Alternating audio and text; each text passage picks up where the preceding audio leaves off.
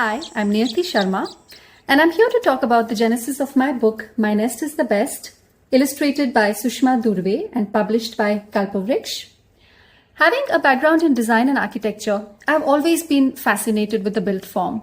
And being a nature lover, I've always been fascinated with the patterns, colors, and details found in nature. And I often wonder who designed everything in nature.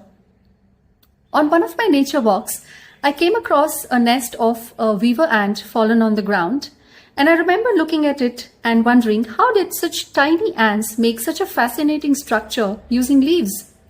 This is possibly what sowed the seed for my book idea.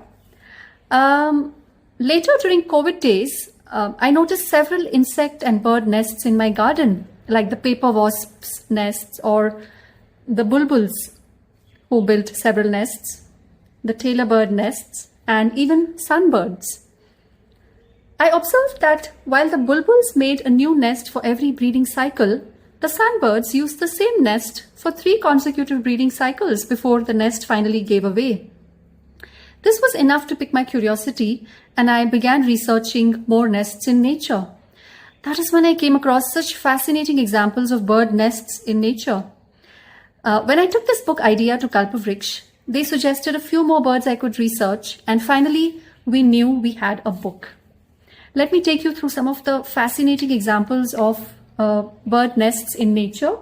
We have the classic weaver bird nest, or the rufous woodpecker nest.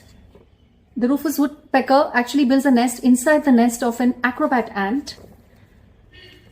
The hornbill, in which case the mother bird locks herself up inside a tree hole during the entire nesting cycle. Or we have the edible nest swiftlet, which builds its nest using its own saliva. There are many such fascinating examples of bird nests in this book for all of you to dive into. I wrote this book in a dual mixed format, that is verse and prose. I have a little verse for every bird nest example, which I thought the little children can read over and over and enjoy.